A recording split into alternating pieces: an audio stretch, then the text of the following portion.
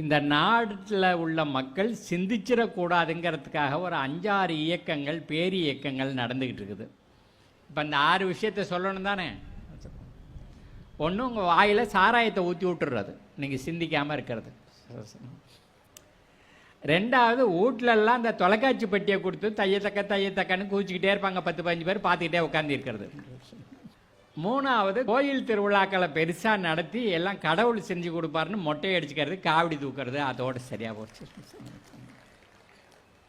நாலாவது, அரசியல் மாநாடுகள் நடத்தி மானேவா மயிலேவா தோழாவா அவன் தோகை மயிலோடுவா கையில் பணத்தோடவா அப்படின்னு மாநாடை நடத்தி கடைசியில் தீர்மானம் நிறைவு நேரத்தில் எல்லாம் தலைவர் முடிவு செய்வார்னு சொல்லிட்டு வீட்டுக்கு போயிடுறது.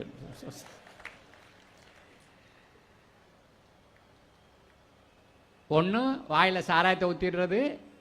ரெண்டாவது, சினிமா தொலைக்காட்சி பெட்டி. மூணாவது, கோயில் திருவிழாக்கள். நாலாவது, அரசியல் மாநாடுகள். அஞ்சாவது, தேர்தல்.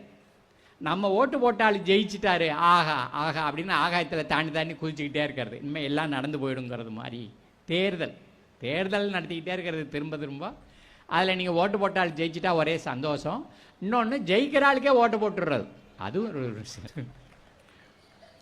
ஆறாவது, நம்ம பள்ளிக்கூடங்கள் கல்வி நிலையங்கள்ங்கிற பேரில் இருக்கிறது எல்லாம் சொல்லணும். உங்களை வேறு எங்கேயும் போகாமல் அதுக்குள்ளேயே கட்டி வச்சு அவன் நினைக்கிறத மட்டுமே உங்கள் தலைக்குள்ளே ஏற்றி அதை ஒழுங்காக வாந்தி எடுக்கிறீங்களான்னு பார்த்து மார்க் போட்டு அதோடு உங்களை வெளியில் அனுப்பிச்சி விட்ருது. நம்மளுடைய வரிப்பணத்தில் திட்டமிட்டு நடத்தப்படுகின்ற இந்த 6 துறைகளும் நாட்டில் இருக்கிற மக்களை சிந்திக்க விடாமல் பண்ணிக்கிட்டே இருக்குது. அதற்கு அப்பாலும் நம்மளால் மக்களை சிந்திக்க வைக்க முடியும், ஒரு புரட்சியை நடத்தி காட்ட முடியும், ஒரு மாற்று உலகத்தை உருவாக்கி காட்ட முடியுங்கிற நம்பிக்கையில் தான் இந்த புத்தக கண்காட்சி நடந்துக்கிட்டு இருக்குது. அதில் தான் மக்கள் சிந்தனை பேரவை நடந்துக்கிட்டு இருக்குது.